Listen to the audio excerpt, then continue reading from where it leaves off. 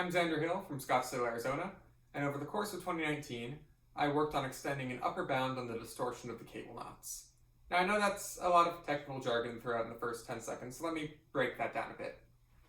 For distortion, imagine a sidewalk that follows along a road. And this road is going to be straight, maybe the sidewalk, however, curves around a bit, so that someone who walks along the sidewalk for a mile of the road actually walks along 2 miles of sidewalk, for instance.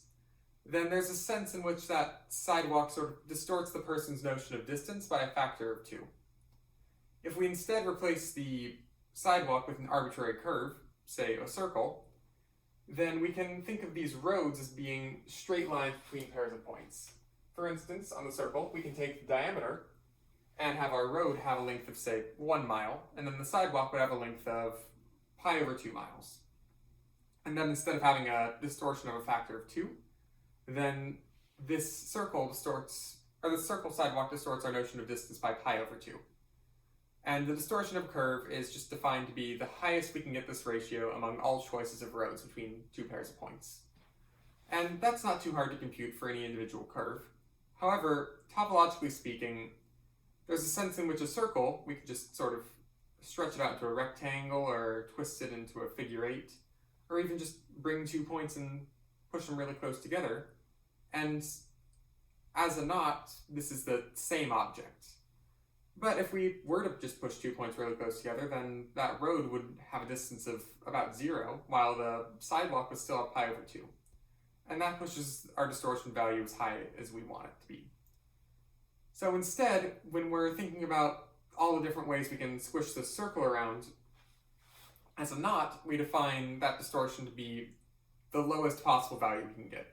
For a circle, this turns out to be pi over 2, but for other knots, it's much harder to compute. And as for the cable knots, let's take a brief stop at the torus knots first.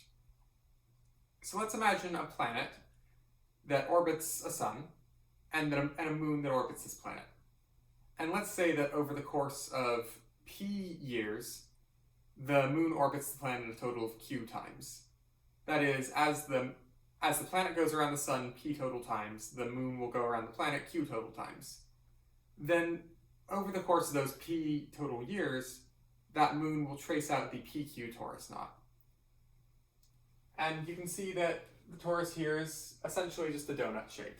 And for the dimensions, it really depends on how far away the planet is from the sun and the moon from the planet, all that. But to get to the cable knots from the torus knots, we imagine our planet going around in a much stranger way. Instead of orbiting in a circle, maybe the planet orbits in a pretzel shape, or a figure 8, or some other crazy thing.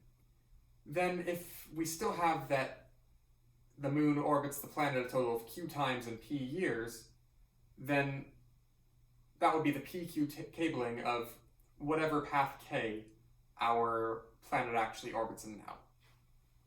And what I showed in my upper bound is that if we consider the distortion of these pq cable knots, fixing the total number of years p that the planet orbits, if we just sort of increase the number of times the moon orbits the planet, that value q, to be much larger than p, then the distortion of the PQ cabling, or the PQ cable knot of whatever knot K we're working with, ends up increasing rather slowly in terms of the number of times the moon orbits the planet.